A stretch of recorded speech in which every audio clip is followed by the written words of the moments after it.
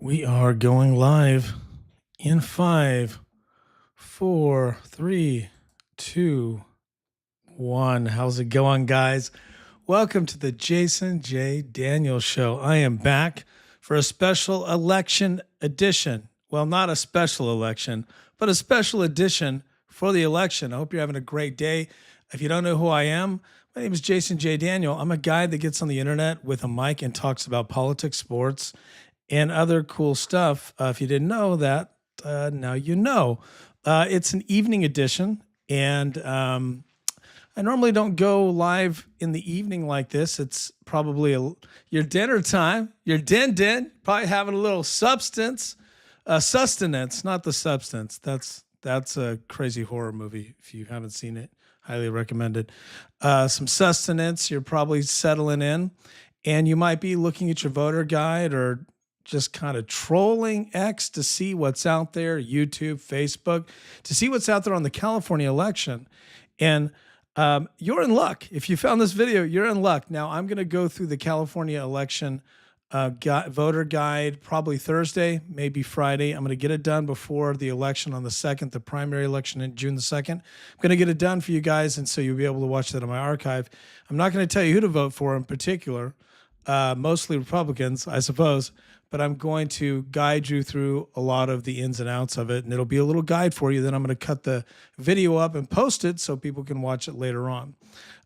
So again, my name is Jason J. Daniel. You can follow me anywhere on the internet at Jason J. Daniel. I can see as you can see, sorry, I'm going fast here. As you can see at the bottom of my screen, there's all the places where we're streaming live, except for Twitch. For some reason, Twitch didn't like my title. I don't know. Maybe they're working for the Northern California GOP, because I'm going to be hard on you guys tonight, GOP. Maybe they just didn't like my title at Twitch, because I'm not happy with the GOP in Northern California when it comes to District 3. Now, I'm not happy with the GOP in California in particular. I'm not. Now, Northern California, you're just not making me happy. Southern California, you're kicking some tail. I like that. I like what I'm seeing. So it's not the entire state, but pretty much half of it. Now I'm going to check my sound here. Okay, cool. All right. So my sound is good. So there we go. Just a little sound check. I am my own producer. Let's get this. Let's unplug this here. Okay. It's a little easier to get that out. Okay. I'm my own producer. Let me double check, make sure. Okay, cool. I know that's bad podcasting, but I have to do that. So tonight, let's just get right down to it. I am a voter in California. I live in Northern California. I don't normally talk about where I live, but I'm in the Northern California area. In a lot of cases, I'm talking about statewide stuff, so it's not that important, I guess, or relevant for me to tell you exactly where I'm coming from. But I do a lot of Bay Area stuff, which is connected. I have deep roots in California. I was born in California. In most cases, you don't find politicians that were born in California. I'm not calling myself a politician, but I'm just saying in general, you don't always see people who know the area. I'm going somewhere with this. You don't normally have, it's not really an obvious, I guess, automatic thing that you'll get someone in a district who's running in a district who understands the district, or who maybe has been there for a number of years, or born in the area, or born in the district. That's just the way our politics goes. Specifically because our society is a transient society where people are moving around all the time, and people can easily relocate better and easier than they've ever been able to do before. And that creates a lot of complexities when it comes to elections, and when it comes to voting and acts and all these things, and when it comes to districts. That's right, districts. So the reason why CA-3 is in crisis, like we're talking about, is because CA-3 is a district that was manipulated illegally by Gavin Newsom and his crime family. They decided to rewrite all of the maps. Yes, I said it. Crime family. Maybe I should say crime syndicate. Does that make you feel better? It doesn't make me feel any better either way. But you get my point. So the crime family decided in retaliation to Donald Trump, because Gavin Newsom is somehow so obsessed, so unreasonably obsessed with the president that he mimics everything the president does. And you know the story about Proposition 50. I've covered it. There's videos on it. You can jump into my archive. But it still burns my it chaps my hide, okay, whenever I think about how preposterous Gavin Newsom is. During the pandemic, he really damaged a lot of industries that I personally appreciated, were involved in, patronized in California. A lot of my friends were hurt financially. I was, right, because of how he manipulated and lied about the pandemic and then just tried to destroy our economy outright so the Democrats could take control over the voting. And mail-in voting was his scheme, or he was one of the architects of it. And here we go. This is why we have what we have. So I've never been a fan of his, but when he started to do that, that's when I realized there's something deeper with this person. There's a deeper criminal problem. Yes, I said it. He's done so many things in our state that are indictable. It does shock me. And you might think that's extreme. Well, that's how I feel, because I've lived through it. And thousands of you have lived through it too. And we see more and more fraud and more of his cronies getting in trouble. And then if you follow him on social media, the amount of content that's absolutely disturbing on a daily basis, even an hourly basis, is staggering. He posts the most vile, the most corrupt, the most perverse, the most misinformation type of content you could see. He is the leader of the Anarchy Party. He's a neo-Democrat. He has gone from just being a loon, because that's a category that's still out here strong in California. He went from being the king of the loons, or the prince of the loons, to the king of corruption. He's a clown prince of crime, in my opinion. There's all sorts of names you could give him. Corruption Maximus is what I like to call him. So anyway, so his crime mama, Dana Williamson, is going to go to the slam, hopefully. And then Javier Becerra, he's caught up in that. That's a whole governor thing. That's a whole other story. So I'm just setting a foundation for you to give you the attitude I have. I am in an attitude mode of taking no prisoners with this shit. I really am. And whenever I see something that the GOP is doing in response to Gavin Newsom, it's usually just so bad and terrible and ham-fisted and weak and mealy-mouthed and just milquetoast and soy boy. There is no strong resistance, and I hate that word, but it's the best word I have, political resistance to Gavin Newsom's manipulation of our voting process. So Kevin Kiley was the guy that was in this district that I'm talking about now. That he was the guy that really dropped the ball. And I've talked about this. I used to be a pretty decent fan of his because I'm in his district, or I was in his district. Then he jumped ship to District 6, which he hopefully will win that. Look, I still support him because he's mostly a conservative, and it is what it is. I support him and in that way, but I'm not happy with him. You can be both. Both things can be true. So Kevin Kiley kind of started this whole thing early on, him and Trump doing a lot of attacking on Newsom. Newsom was losing his mind because he's getting termed out. He's trying to find a way to set up a new talk show. This is what it's all about, guys. Gavin Newsom is not, how can I say this? And I don't want to digress. I'll get to District 3, but I have to set a foundation. Gavin Newsom is not doing any of this stuff to run for president. He can't.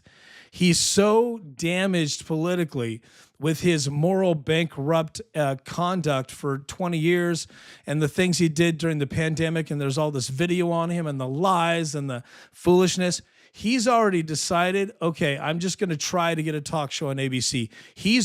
That's what he's trying to do. He's trying to set it up where he can be the liberal kind of Joe Rogan, though Joe Rogan's not a conservative per se. I mean, he's an independent, but he's trying to be the counter because no one's been able to find that, right? Sean Hannity, a counter to him, a counter, right, to to in the new media, or maybe even in, the ABC, the old media, ABC. He's very connected to all of this mainstream media. So I know that's what he's doing. He's been experimenting with all these different modalities. So he's getting termed out. He's not running for president. There's no way he could win. He's a fool, but he's going to try to leverage to get rich and even more famous or more rich. Okay, so I set the table there. So Gavin Newsom is leaving us with a lot of problems, and one of the problems is Proposition 50. Now, some people didn't see it as a problem. I did, but some people saw it as an opportunity. Kevin Kiley got totally screwed in this redistricting. Let me show you the map while we're talking. I'll just drop the map here. Let's see here. There we go. So in this redistricting, and don't worry, I'll give you a bigger version of it. The map went from being kind of this District 3 went from being this long kind of against Nevada, kind of all the way down to almost Central California district, to this big, like, it looks like a chicken leg on a rotisserie chicken from Safeway or Vaughn's or wherever you go. I guess up here it would be Safeway or Raley's. Okay, so for you paying attention, there's your rotisserie chicken. I guess Walmart has them too. I like them. They've been overcooking them lately. So anyway, okay, a little dry for me. My point is, here's District 3, and let's show you the district close up. And I'm gonna go somewhere with this. So District 3. Oh, I gotta also let's see here. District 3 is, sorry about that. I'm doing a lot of things on the fly here. District 3 looks like this now. Now you can see, there we go. Here we go. You can see Sacramento. God damn, I'm so sorry. Anyway, you can see Sacramento at the bottom of the little chicken leg, the little bone right there. That is the bluest of the blue. That is an absolutely, like, the population is essentially there in that district, in that little chicken wing connecting part, right? But if you go up farther up the thigh there, you do have some impact, and then you get up to this very large rural area. That's why it's so big up there. So in that rural area, you've got people who are deciding to take their show on the road and run in District 3. And they need to get those votes in Sacramento, which is absolutely blue. Like, that's the bluest of the blue right there. That's Midtown, downtown. I used to live out there. I know that voting base well.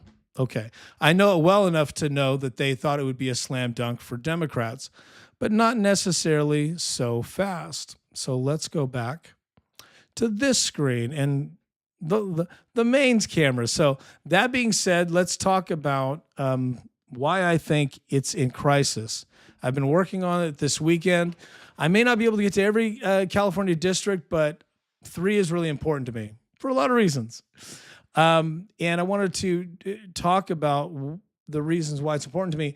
And the reason why it's in crisis is I don't see why the potential front runner that the GOP is endorsing is even worthy to be endorsed. It doesn't make any sense to me, especially when you have a heavy hitter who knows how to run a campaign, who has taken on some very serious Democrat icons. I'm talking icons, won primaries, and gone into the general election. That's Christine Bish. You've seen her on my show.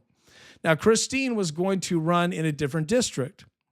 When the whole redistricting shook up, it hurt. Now, I'm not going to point her out specifically as the only one that did this.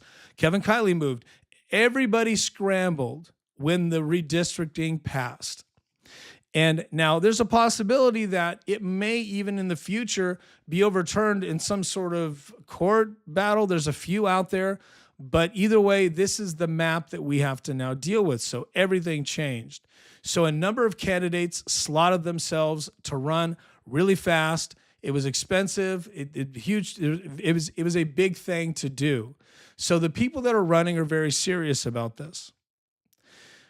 But I'm not really sure about Robb Tucker, the guy who the GOP have anointed as, I guess, the second coming of Kevin Kiley. I've been trying to figure this out. I'm not sure about how serious he is, because he's not a candidate that actually should be treated as a front runner, according to the stats and the history in this district, in this election, should not be treated as a front runner by the GOP.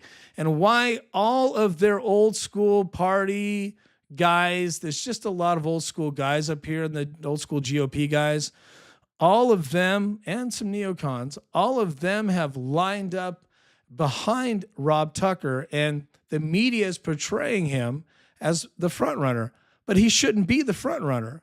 If you look at the numbers, it should be Christine Bish. Now, I'm not concerned about the Democrats because, you know, I don't want them to win, but the front runner overall is Bera. And let me just refresh your memory. Here's our friend Ami. Now, he's been around forever. He's an Obama guy. He's an Obama bootlicker. Sorry if that makes you mad. He's an Obama bootlicker. He's a fundraiser for Obama. He's an attack dog for Obama. He's got skeletons. This guy let his own dad go to jail over some sort of campaign finance scandal. That's right. He let his dad go to jail for him. So it is what it is. I'm not wanting him to win at all. And if he wins, they're going to have control over a district that wasn't as blue. It was very red before the redistricting. Kevin Kiley was in it. It was very red. In fact, I've looked at the numbers already on early voting in this district. Red is winning. Okay, at least from what I'm seeing. I'm getting early numbers. We all have our sources.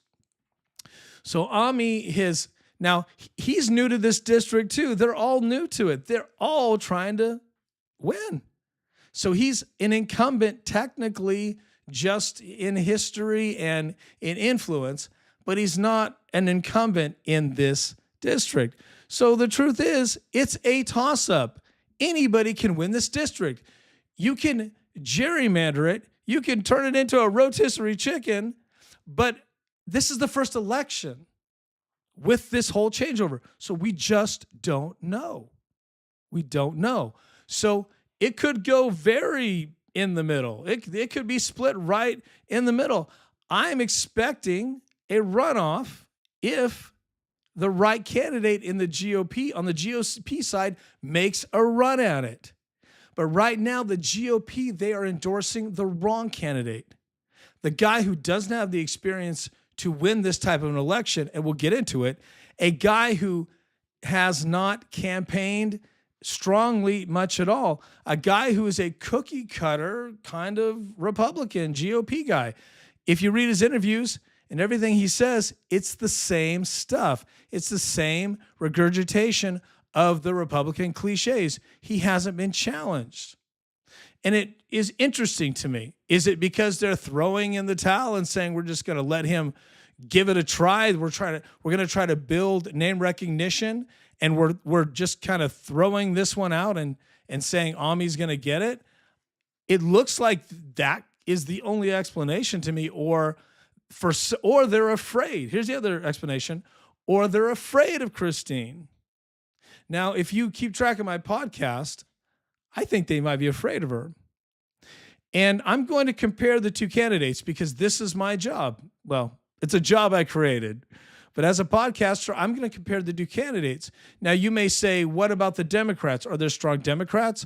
According to ChatGPT, there's only one other strong candidate. And I don't want to disrespect everyone that's running because I feel like everybody that's running should be respected. It's not easy to do. But in this kind of national election, federal, this is for Congress, you need somebody that knows what they are doing. And even if you've run and lost, you have more experience than a guy. Christine has lost. Of course, she's run a few times, but you have more experience. She would have more experience, or someone in her situation, than a guy who just won a supervisor election in kind of the foothills. And a guy who won by, 2,000, 3,000 votes? I have the numbers here. I'm just going off the top of my head.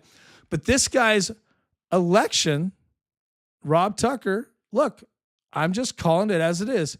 He won a supervisor seat in a very low populated area.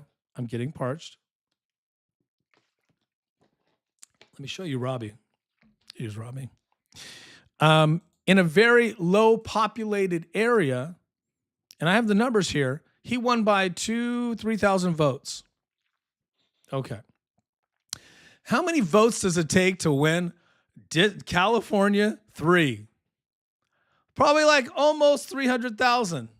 Something like we're talking a lot of votes. Again, I'm just going off the top of my head. But I have a feel for what those numbers have been in the past for different districts. So, but look, that's not unreasonable. If you think I'm off, let's just say 200,000. That's a big difference. It's a big difference from what Robb has demonstrated he could do. So, look, if it was just Robb, okay. If it was just Robb, okay, but it's not. It's not just Robb. You have a wild card, Christine Bish. She has run in multiple elections in California for Congress.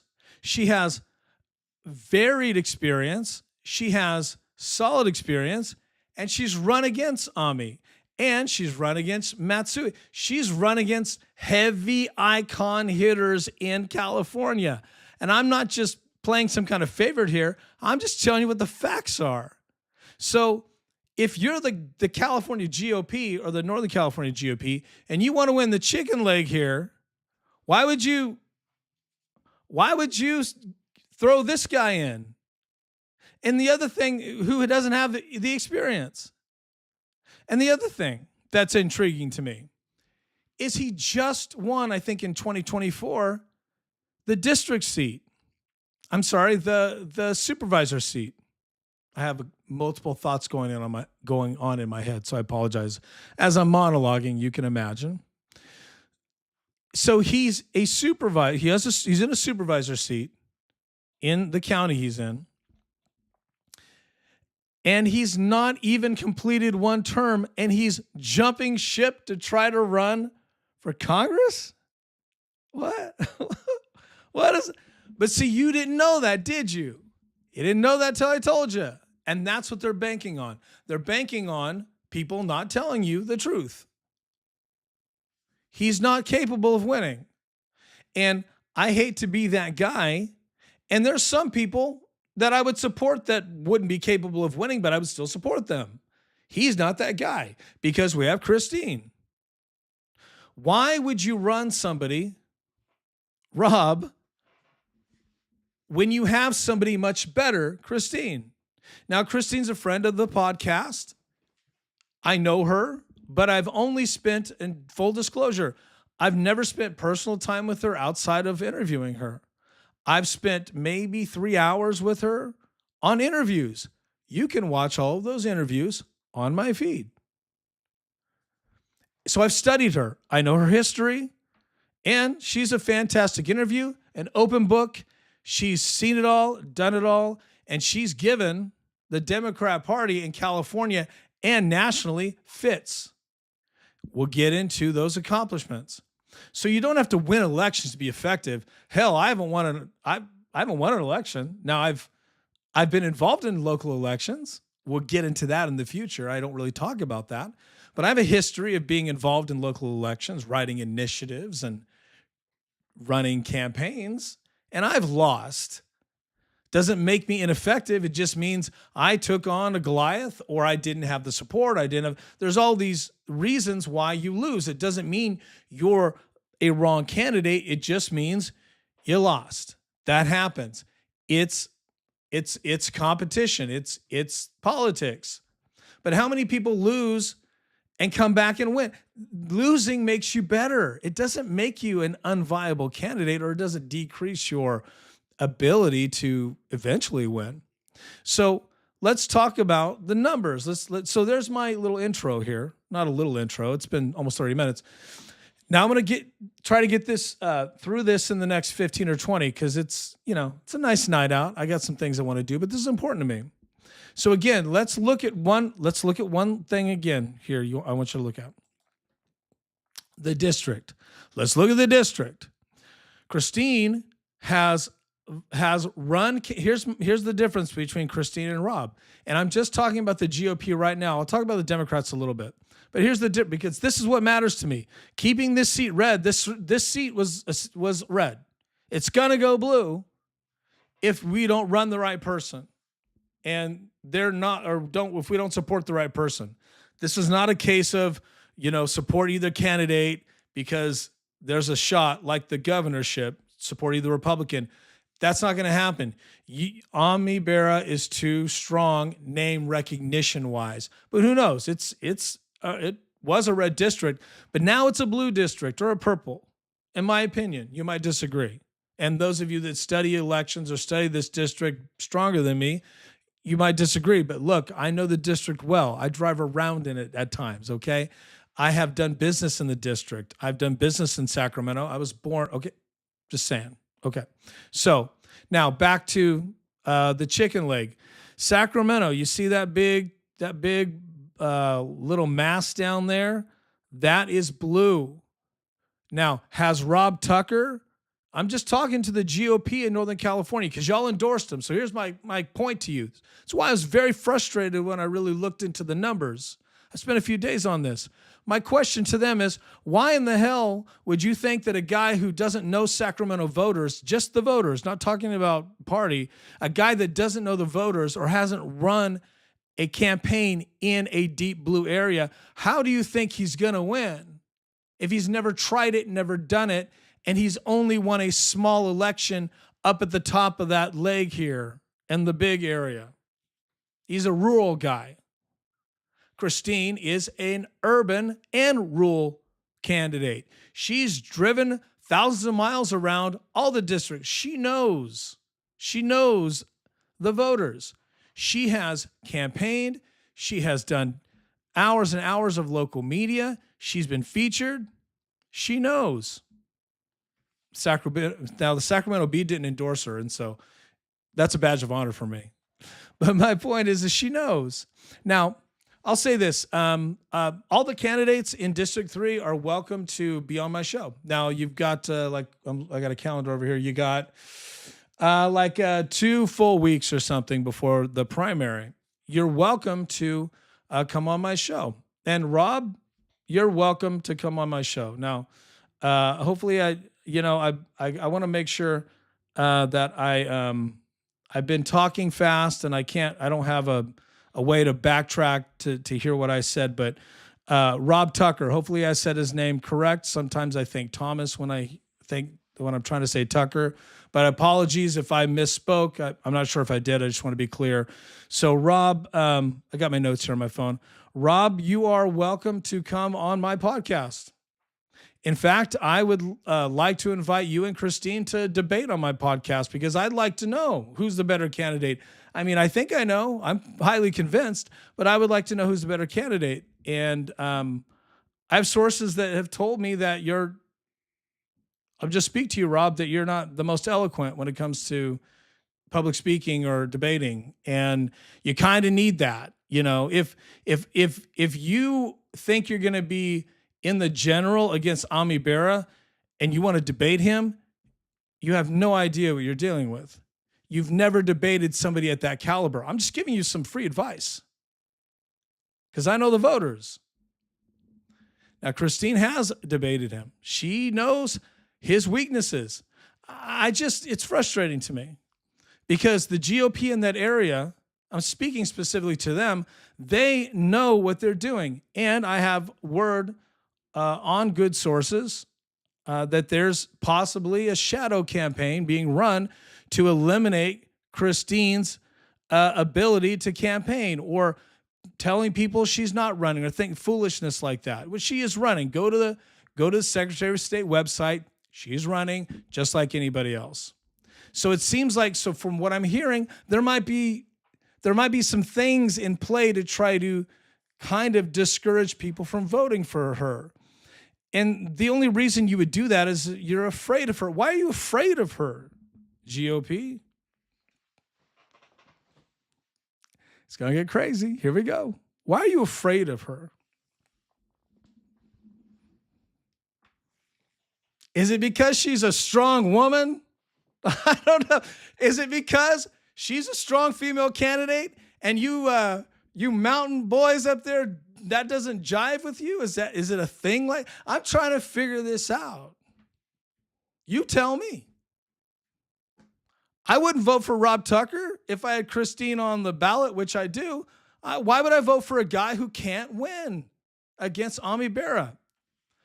And you may say, if you know the situation, you may say, well, Ami beat Christine once. Okay.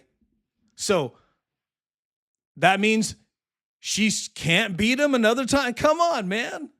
It makes no sense. Nothing that I have tried to rationalize for these choices makes any sense to me politically. So it's one of two things. One, it's just this good old boys thing, and you're just going to run whoever you're going to run because you don't want her involved, and you don't want to anoint the real front runner, which is her. It blows my mind. And it's not just me pontificating. I'm going to give you some stats in a few minutes, and I'm going to prove to you that she should be considered the front runner, and they should be endorsing her and taking the endorsement away from him if they really wanted to win. I'm going to give you statistics. It's not just Jason talking, just to talk. I will prove to you statistically. Give me a moment here. I'll get there. So you've got Ami, who has huge name recognition in Sacramento. So that blue spot, the chicken leg down there, the big mass where Sacramento is, he's easily going to pull those votes. Not a problem. But if you have Christine, she can pull those votes. You see, you think she can't because she's a Republican. But wait a second. If she can't do it, what makes you think this cat can do it? Because he's never done it. Do you see where I'm going here? Like, none of this makes sense to me if you're a political analyst. I have talked to someone who's very savvy with this, and I ran a lot of my thoughts past them today, and the same thing came back to me. It makes no political sense. But see, sometimes the GOP in Northern California do things that don't make political sense on purpose because they have agendas. And well, everyone has agendas, I suppose. But I'd like to win, man. I almost cussed. I'm so passionate. I'm trying to not cuss like I used to. I'm trying to be better. I want to win, man. I want to win. And Kevin Kiley just really screwed things up. Shout out to Kevin Kiley, but you screwed things up. So now we're all in this mess where everybody's scrambling to hold the districts. But look, the redistricting has been backfiring against the Democrats, so who knows? So we can't count anything out. But the one thing I can tell you is the odds of Tucker, it's another jungle primary for everyone here, just by the way. It's so there will be a runoff there might be a runoff. It could be two Democrats, right? But right now, you need to really, as a voter, you need to make a choice. Do you go with the candidate who has just been rubber stamped, why you would give him it just makes no sense to me. It just makes sense. Would you go with the guy who's been rubber stamped and give the endorsements if you're a red voter? Or would you go with someone who actually has a shot at winning? Okay, so you're going to say, Jason, give me your stats. Okay, so by the way, I did say everyone's invited to come on. You can DM me, but it's best to DM me on Twitter because I get thousands of comments on all of my social. As you can see, I stream everywhere. I don't always see the comments. I had one campaign reach out to me in my comments, and I didn't see it for a few weeks because I just don't see all these comments. It's just too tough to go through them. And if you respond to some of them, it turns into a nightmare. I mean, I appreciate the comments. Please give me the comments. But I do go through them, but it's tough. So look, Rob, if you think I'm picking on you, I am. Okay, so grow up. You're a grown man. Just live with it. Yes, I'm being tough, man. I'm being tough on you guys. Okay, so here's what I did. I got ChatGPT. This is what Jason did. I looked at all the candidates, and I decided by my deduction that I could rank them by strengths. Democrats and Republicans. So I just scratched down. Obviously, Ami is a proven winner. He's all the things I said earlier, and it's been jerry-rigged or gerrymandered to where it's a lot of more blue voters, and he has name recognition. Okay. He's a veteran, he's an Obama guy, all that. So he's number one. He's got to be the front runner. So looking at that, it's the same history, same stats. So if you look at that, who else in the list of candidates, I'm going to prove through stats, who else has the next best shot? I scratched down Christine Bish, 2. Then I kept looking, and there's the rest of them I'm not really clear on who they are. I have to research them. And I did research Robb Tucker, of course. So there's another Democrat running against me. Interesting, right? Now, file that away into Jason's going to prove his point even further. 5 more minutes. File that away. Heidi Hall is the name of the other Democrat candidate. Heidi Hall is an environmental candidate, knows the area better than Ami, knows the area better, knows the voters better. And because of that and some other intangibles, I ranked her as 3 because she was a technically second Democrat. And then I ranked Robb as 4, which is kind of a toss-up with the rest of them. This is Jason just doing it on his own. I challenge you to do the same thing. I'll give you the screen caps of what I'm about to tell you. I challenge you to do the same thing with ChatGPT that I did. Okay. I talked to the old ChatGPT machine and said, give me the list of strengths. This is what ChatGPT gave me. Now remember my handwritten list. Using the metrics, it says if I rank the candidates purely by demonstrated electoral capability to win, number 1 is Bera. And who do you think's number 2? Christine Bish. ChatGPT, the internet, our new overlord, AI, told me it agrees with me that the best matchup is Ami and Christine.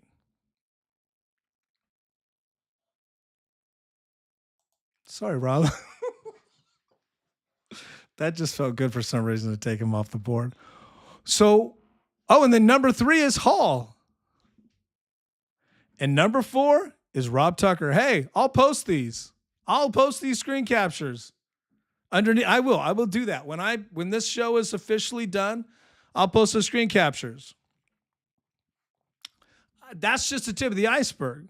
Here's the other thing that I thought was interesting. Okay, Robbie, you can come back now. Okay, we'll bring Robbie back. Robbie can come back now.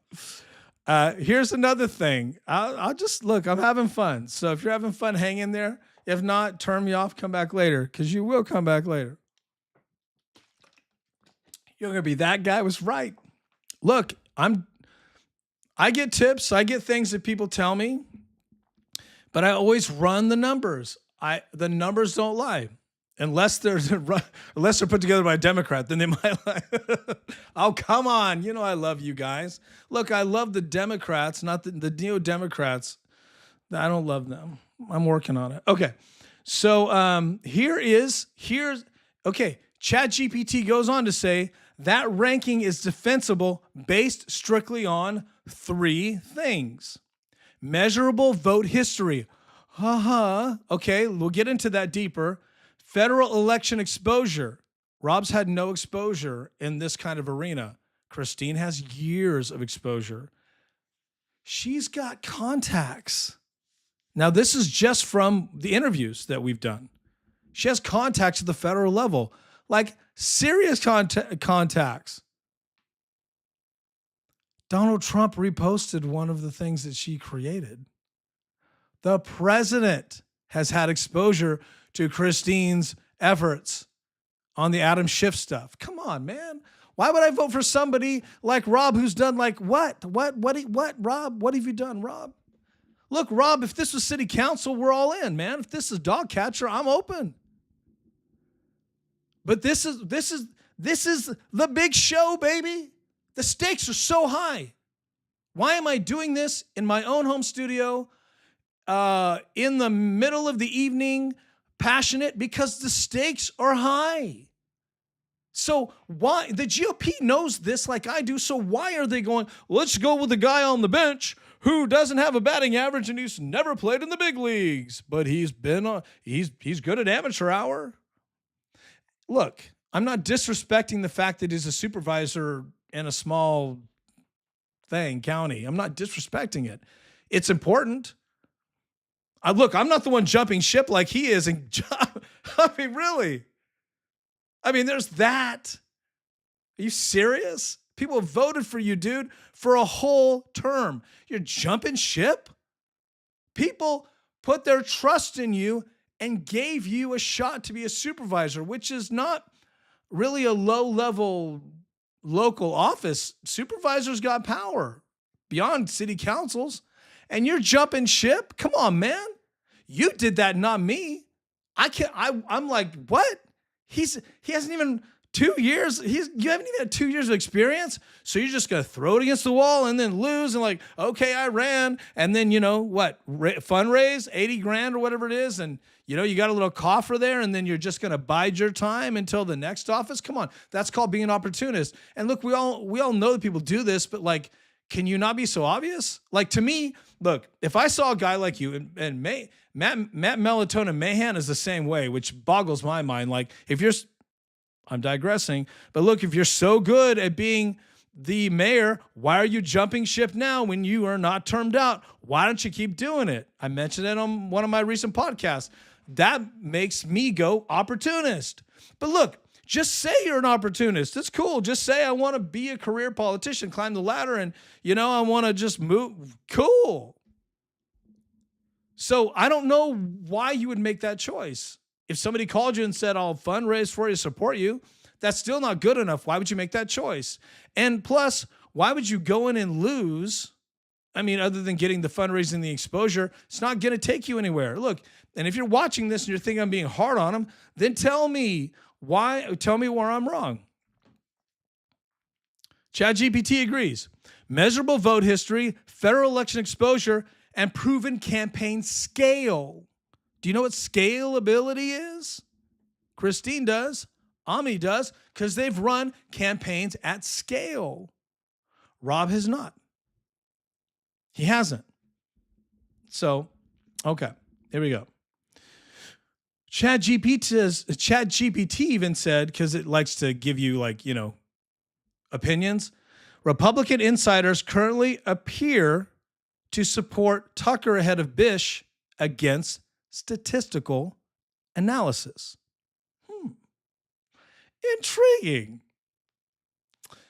Intriguing. Okay, so let's see here. Let me give you. Okay, so let's try to think outside the box for Robb. Okay. Now again, I'm trying to help you as a voter. If you think I'm being negative, okay, but I'm just being honest. I'm obviously, clearly I'm endorsing Christine Bish if you want to know who I'm endorsing, not that my endorsement matters, but I'm clearly endorsing for California 3, Christine Bish. I wish I had a hand clap thing or a drum roll, but I can't do it, but I don't. I'm a podcaster. We don't do sound effects. I am emphatically supporting her because she's got the chops to get at least win a primary. And she's won primaries, by the way. Hello. You don't run the general unless you win a primary. I almost cussed again. I'm trying to be better. She's won primaries. Come on, man. It's crazy. Okay, so let's look at Robb Tucker and ask ourselves, is there any viable reason why somebody would think he could win? Is there any viable reason that somebody who was only able to pull 3,000 to 4,000 votes can now pull, 250,000? Is there any viable reason? Or what? Let's say maybe I'm overshooting it. 150. But I think 150 is a loser in this. But let's say 200 to 150. Is there any viable reason, logically, you think that just an endorsement by 3 or 4 dudes in a storefront that says GOP, Auburn, or GOP, whatever, Placer, those are the counties I hear, Is there any indicator that you think these people are smarter than you and me who can do the math and we know elections just as good as they do? Come on, man. It's preposterous. The more I looked into it, the more I was like, this is crazy. When I first dug into it, I was like, okay, this is suspect, weird. But then it was like, this is crazy. It's gone from weird to batshit. Okay, I cursed, batshit.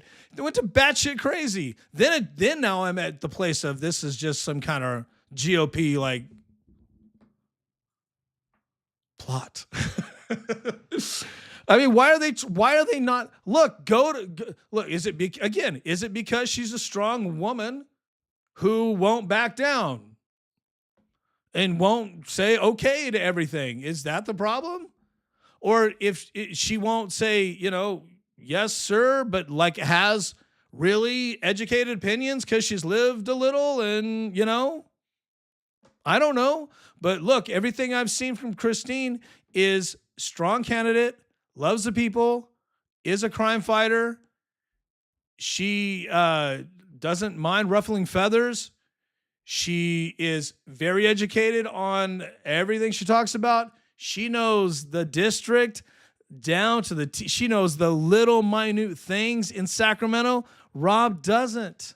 Like, why would you get a guy who can't even debate at her level? He couldn't debate her. I mean, I'm offering it. I just don't know if he'd do it. Honestly, I don't think he'll do it. It would show me a lot. I'd say this. Robb Tucker, if you're watching this, if somebody sent it to you to make you mad, because I'm not trying to make you mad, but if somebody sends it to you, it's going to make you mad. I'm not sorry, but dude, you're the one that's jumping out of your. Why would you leave a good thing? Nuts. Why are you guys all afraid of these fundraiser dudes? It's interesting to me. I've never lived my life afraid of a fundraiser or stayed at a gig because I need the money.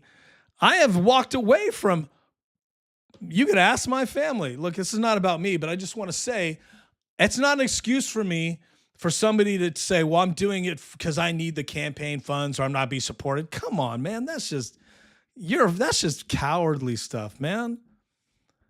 Christine's not afraid of these people. She's fearless.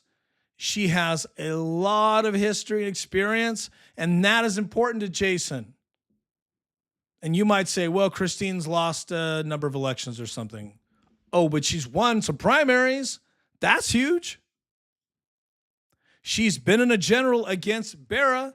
That's huge. Robb hasn't done that. And she's taken on Gavin Newsom. Gavin Newsom sued her, okay? She's on the radar. It just even makes me even more crazy that the GOP endorsement or the guys that are the people making these choices are not looking at the fact that we have to flip this fucking thing over. I cursed. I'm serious. We got to flip this thing over, and this is our only shot. It's going red, whether we like it or not. And I think the GOP guys in Northern California, especially in the foothills, playing to put your banjos down and understand the game has changed, man. They changed the district. You guys are behind here. You need somebody that knows the district. Christine's been ahead of you because she's already been campaigning in the district for years. She knows it. That's why she jumped into that district. Not a problem. Lickety split. She knows what she's doing.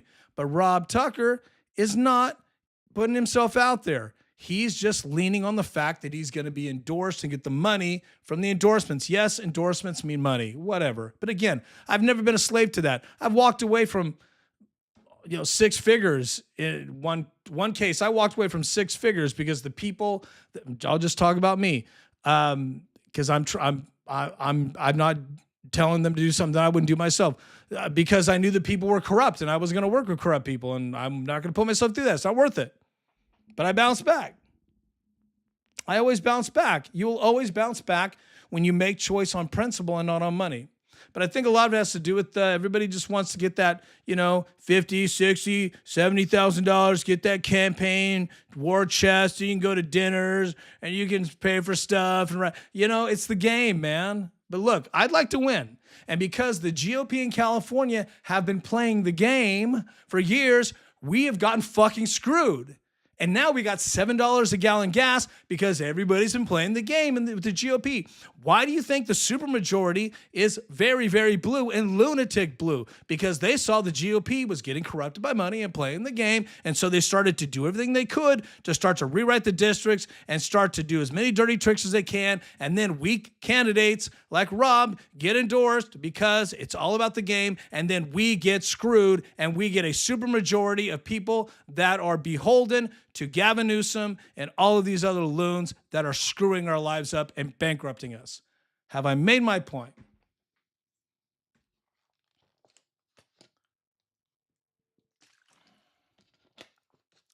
The stakes are so high, and that's what makes me so crazy when I see something like this that doesn't make sense to me, because even if Christine doesn't win, at least she put up a fight, man.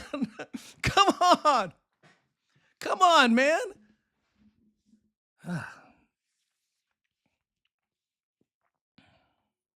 51 minutes. Okay. Two last things I think that are important. Robb, you're welcome to come aboard, and I'll be fair. I would like, if you do want to come, I'll even reach out to you. I know people. I can reach out to you, and but I'd like you to come out with Christine because I think it's important you guys debate. That's what I would want to do, because if you come in, again, I'm looking at my calendar. If you come in to my podcast and we're right around the corner, there's no reason why we shouldn't have both of you guys on. And look, if there's any other GOP people listening to this that's running, I think there's maybe a few more. I'm sorry, no disrespect. I'll bring you on too. But Christine's got to be involved because I'm supporting her, and she can stand up to any of your debates. She has no problem debating anybody. Trust me. She's fearless. Okay. So let's see here. Okay. So back to Robb Tucker. I went on a little rant there. Okay. Let's say you wanted to really say, Jason, he's the best candidate. Okay. He has the endorsements. Sure. He has institutional GOP support. Okay. Which I totally don't think that even matters. It possibly future potential. I don't know what that means. ChatGPT said. Maybe that's what the voter might think. And perceived district compatibility. Perceived. He's not compatible with the district. Doesn't know the voters. Robb, if I brought you on and asked you questions about Sacramento County, I don't think you'd be able to answer them. Not like Christine and not like me. We know the district. And it's not like I'm talking about a Los Angeles district I don't know. I'm not disadvantaged like that. I know the district better than you. I lived in it for years. I had a business in it. But ChatGPT tells me, compared to Bera, Bish, and Hall, you have the least amount, Robb, I'm speaking right to you. You have the least amount of proven large-scale electoral evidence that you can win. Now, ChatGPT gave you a solid, says it doesn't mean he can't win, but it says objectively his candidacy remains hypothetical.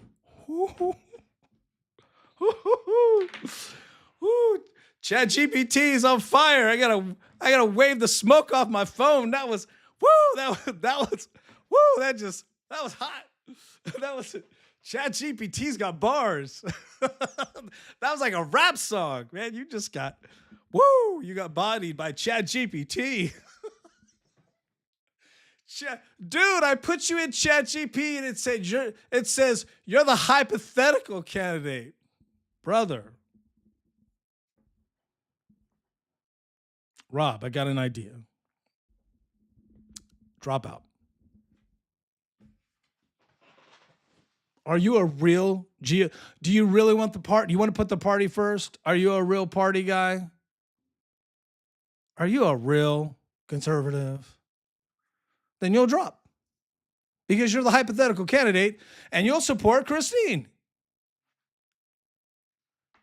Join forces. Maybe she could teach you a thing or two. I'm sorry. I'm having too much fun. This is a good show. I don't care if anybody watches it. When I'm finished in the next few minutes, I'm going to go, this is a good show. I'm going to pat myself on the back, just like a GOP institutionalist. Baby, you're the hypothetical. And look, the other thing that would concern me, all joking aside, well, I'm not joking, but all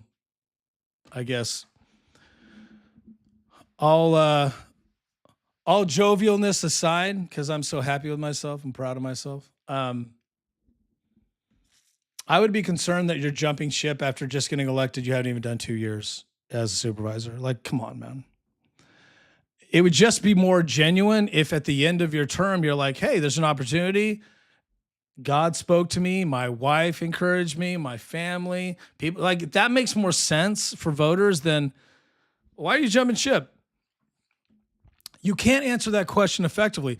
That'd be the first question in debate I would ask. It'd be like, in fact, that speaking of melatonin, that's always been my disappointment in these debates. They don't ask him the most obvious question. Well, if you're so good at this shit, because he keeps saying, I'm the best at everything. I've done so great, and homelessness is down, and housing is great, and we have a lot of houses, and crime is. I've heard him say it so much that I could do it like an impression. But my question to him is the same question to you, Robbie. If you're so good at it, why are you leaving early? Why leave a good thing? I mean, I'm assuming you're good at being a supervisor. Now, there was one controversy with him. It wasn't a controversy, but he abstained from a vote. He's been under the radar, but really it's not even been 2 years. There was a vote on, I guess, recognizing Pride Day or LGBTQ Day by, kind of just a ceremonial, like we recognize, as a county. And he abstained from the vote. Now it passed, but he decided that he was going to abstain, which is weird to me. Because if you're, it's just weird to me. It's just hypothetical. It's mealy mouth. It's like soy boy. It's like, okay, if you're against it, say vote no, be 4-1. Like, it was 4-0 and you didn't vote, like you abstained. Like, why? Like, why would you abstain? Like, come on, man. It's games, right? So that means you were thinking that you might run in a blue district. Is that what you think? Sorry, I'm getting messages because people are watching live, and my MacBook, it gives me a message. So I guess, were you thinking you're gonna run in a blue district? So you want to kind of like not oppose, but not.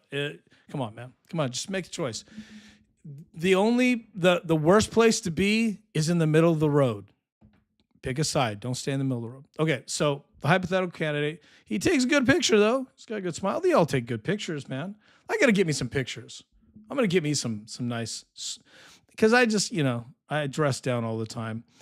Let's see here. Okay, so here's some more. Rob, I got bad news for you. It says, the hypothetical, you are the hypothetical candidate. That's your nickname now. ChatGPT has labeled you the hypothetical candidate. Because it's all conjecture, baby. Look, I'm a hypothetical candidate. I could run in 3 and be like, I know I could do it. Again, if Christine wasn't running, different story. Then you could play games and lose and get the cred from it. But Christine Bish is running, and she will she's going to get more votes than you, number one. I don't see how she's not. They know her more than you. Sacramento voters know her. They don't know you. Now, unless you've been just barnstorming, but we just got, 3 months ago or something? We just got the new maps. So there's no way you could run an effective campaign like she could. Okay. Let's see here. ChatGPT says there's no statistical evidence online or in any database that you can raise federal level money at scale. Now, according to the last reports, you have around 80 grand, but that's not. I think Hall has raised $1 million or something. Like, you got to really push it. And if you're not raising that kind of money, you have to have a ground game like Christine has, or a network like she has. Survive. Okay, there's no evidence you can survive congressional media scrutiny. Now, on the flip side, ChatGPT also did the strengths and weaknesses of Christine for me. One of the strengths was she has survived congressional scrutiny, media scrutiny. That's exactly how it's put it, which is crazy. And she's been not endorsed by the Sacramento Bee, which is a badge of honor. If the Sacramento Bee endorsed me on something, I'd look at myself in the mirror and go, what did I do wrong? Let's see here.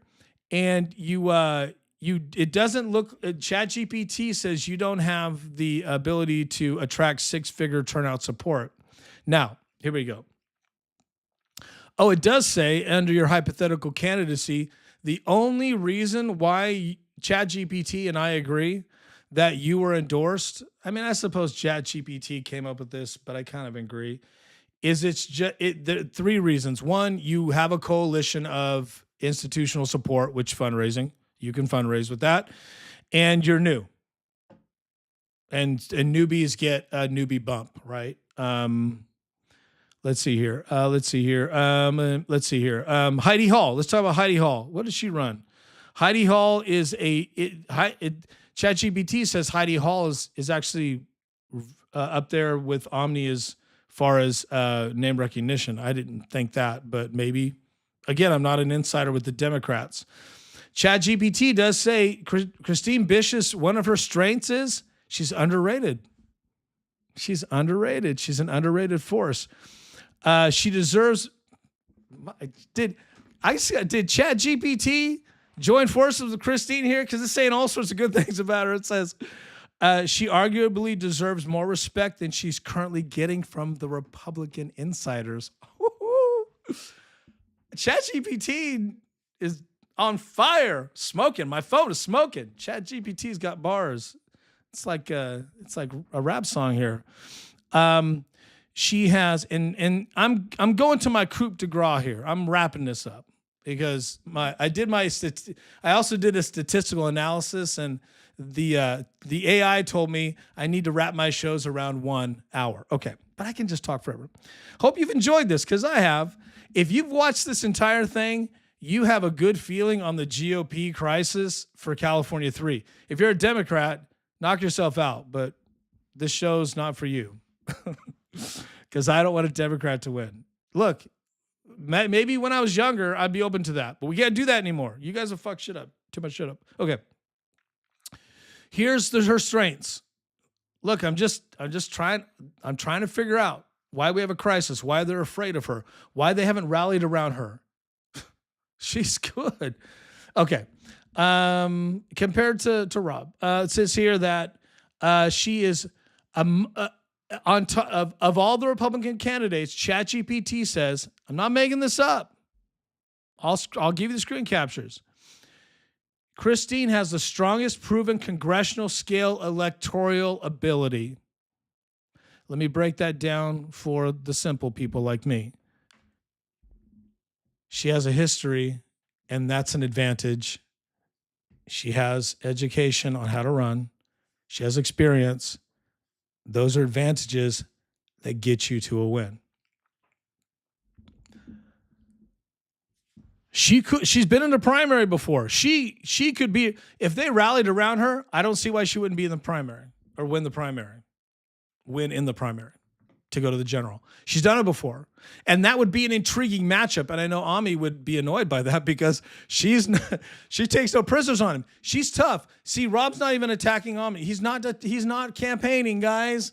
He's the hypothetical candidate. I'm trying to explain to you. There's nothing I'm seeing here that's showing me that he is legitimately trying to win.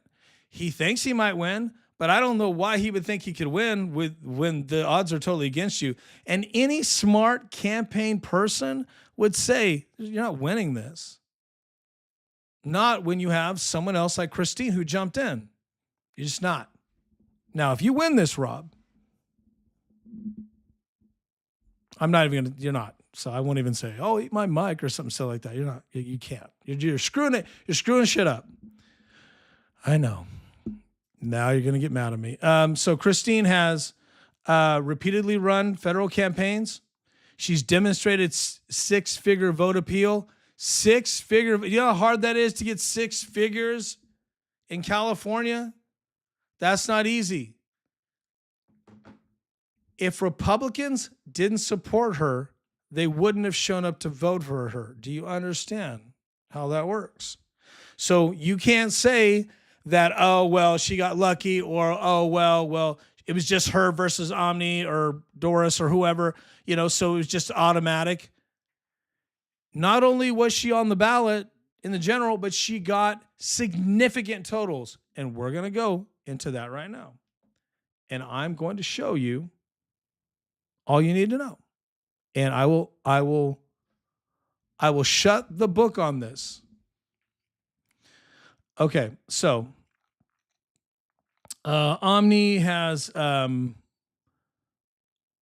maybe I'm overshooting the amount of votes you would need. No, I might have been, maybe you just need 150 or something. But anyway, because I'm looking through the numbers here. And I was just kind of going off the top of my head when I was riffing. But ChatGPT obviously has a list of things Omni has done. He's won elections. He's an Obama lapdog, all these things. He has operated he has a massive infrastructure. It says massive. I can't disagree with that. Okay. So let's talk about, I did so much research on this. It was crazy. Okay, here's one thing. Here's something that I'm going to, hey, Democrats, here's something you need to hear. Okay. One of the criticisms on Christine is that she has run 3 or 4 times, maybe 5 times, and she hasn't won. Now, I've already addressed that a little bit, but that means nothing. In fact, the more you have failed in a campaign or lost, didn't mean maybe failed is a strong word, but when you have lost in a campaign, that just makes you stronger. How many people, famous politicians, have lost a number of elections and come back to win? Joe Biden, for example. I'll just give you the Democrat example. Joe Biden ran so many times, it was automatic that he was going to run and lose. But one day he became the president and no one thought he could do it. So this whole bullshit about conventional wisdom that a person can't do it. Now, Rob, I'm saying you can't do it, but that's not conventional wisdom. That's like straight facts.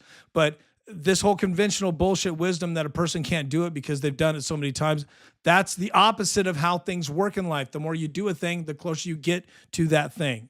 Ronald Reagan, Abraham Lincoln, and of course, Donald Trump. These are massive personalities, political celebrities who have lost, big in most cases, and came back to win. There's another reason why you should support Christine if you're in this district. Okay. Some counterpoints are, and here's an interesting counterpoint that ChatGPT and I brought up. Christine has done well in bluer districts. She has gone right into the jaws of the lion and fought her way to getting 6-digit votes. She's fearless. And I think that would help you in this new redrawn district where, there's more blue voters. Come on, it's easy math for me. Maybe I'm overthinking it. I know I'm not. Let's see here. And this is it. I'm going to wrap. There's so many things. Now, I'm going to invite Christine to come on. And I've obviously just did that earlier 3 times for her and Rob to come on. But I'm going to invite her to come on, and we're going to get her on as soon as possible because I want to hear her tell me what she thinks. Because we should hear from the candidate, and she's going to make herself available. But I will try to get Rob on. I'm going to legitimately, and I'll let him yell at me. I'll just say, come on, you can yell at me and tell me I'm wrong. I will be an open book. I will be, hey, I don't think you can win. And here's the reasons. I don't want to debate him. He should debate Christine, but he can yell at me. I'm not afraid of that. Okay. Let's see here. Last thing I'm going to tell you. Okay. This is the end of the matter for me. Christine has demonstrated the ability to run this kind of campaign and get over 120,000 votes. Robb has only demonstrated the ability to win about 4,000 in a local race. Christine has debated Omni on live TV. I think twice, but I know once. She has handled the scrutiny. She has been disrespected by the Sacramento Bee and all these other papers. She's been through it. She has the ability to she has the proven ability to garner the amount of votes you would need to win. Robbie doesn't. You may think, well, Jason, give him a shot. I don't want to give him a shot. I want to win, okay? Can we just start winning? Can we just fucking win? It's just frustrating. Really, when I dug into this and was like, this guy, I was so frustrated. It just made me go, what are they afraid of? They just don't want a strong woman who fights Adam Schiff and who Donald Trump pays attention to. Donald Trump, he reposted a document that she created. She created the document and did like some highlighting on it. He took her document and reposted it on Truth. Okay? It blew up. Donald Trump paid attention to her. And you and I both know if she gets into the general and it's her versus Omni, you know Trump will support her. You know it.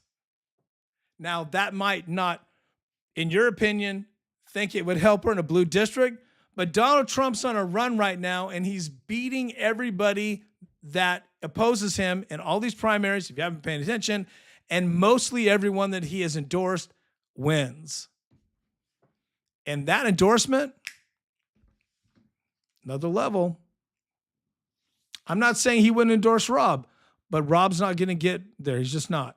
And if he does, then they can watch this podcast over and over and laugh and mock me and say I'm wrong, but I don't think I am. And the last thing we're going to say is this is so I just told you there's so much on here I did. She has already in an election received she has already gotten 120,000 votes in an election. You don't just get that by showing up. You get that by campaigning. I'm looking for a specific number here. I already told you that Robb's biggest win was like 4,000 votes, or not the win, but he was able to garner 4,000 votes. I have so much in here. But Christine, so here it is. Let's see here. So Christine, so Robb won. He won with 4,000 votes. He got 4,000 votes in his election that was certified. He won by 2,000 votes. You're going to need more than 2,000 votes, baby. Oh, here it is. In her lifetime of running for Congress or running in federal elections, Christine Bish has gotten over 200,000 general election votes, not counting primary votes. ChatGPT says if it added in primary votes, the total is significantly higher. So who do you want to slot against a heavy hitter like Bera? A person who can get 4,000 votes in a really rural district that's really, really far away from Sacramento, like an hour and a half, which out here is a lot. Or someone who has the ability to get you over 200,000 votes, or has done that in a general. We're not just talking primary. So I rest my case.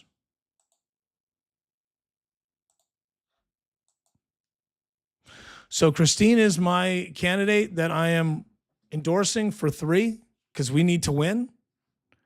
And she has the best shot. And don't you want to put up your best fighter?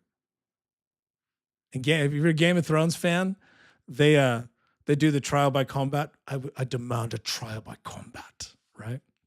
You do a trial by combat. You put your best person in there. You don't put the person that hypothetically could win. What are we doing here? What are we doing here? I went through the number of dudes that gave their endorsement to Robb Tucker, and one of them is John McGinness.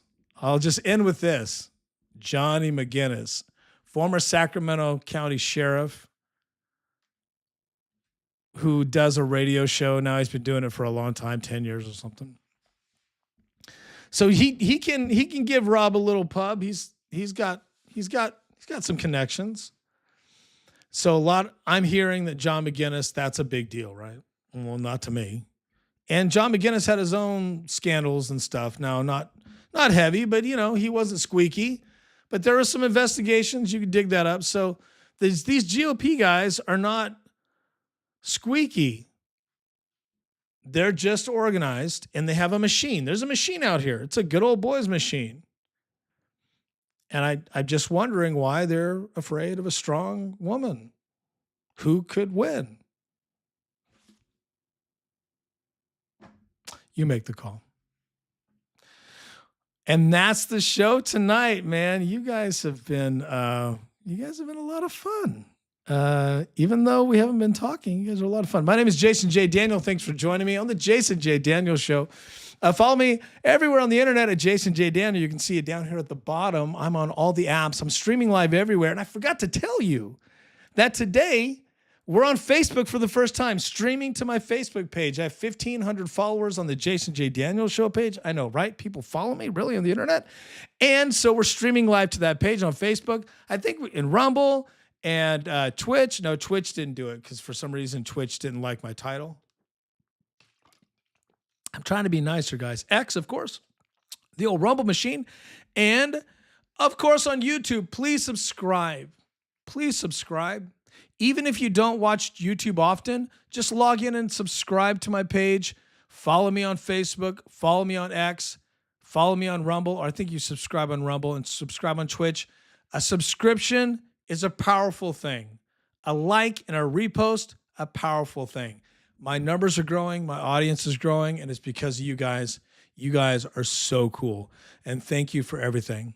And that's the Jason J. Daniel Show. Have a great night. God bless you. And we'll be back on Wednesday. Taking tomorrow off. Definitely I need it. But I'm going to hit it hard because I'm going to try to podcast as much as I can till we get to the primary. And we're definitely having an election night blowout. So come here after 6 o'clock, 7-ish. I will be podcasting 3 or 4 hours, whatever it takes. We're going to go late. We'll be live. I'll eat my snacks. I'll drink my beer or whatever. But we're going to go over election results. I'm going to have some folks calling in to give me it's going to be a blast. Check it out. If you're a junkie like me, man. And also I do other stuff, sports as well. I'm on TikTok, Real Jason J. Daniel, my TikTok account where I just do sports. And we're going live there as well. Okay, take care, guys. Thank you for everything. And we'll see you on the flip side. Go with God. Vaya con Dios.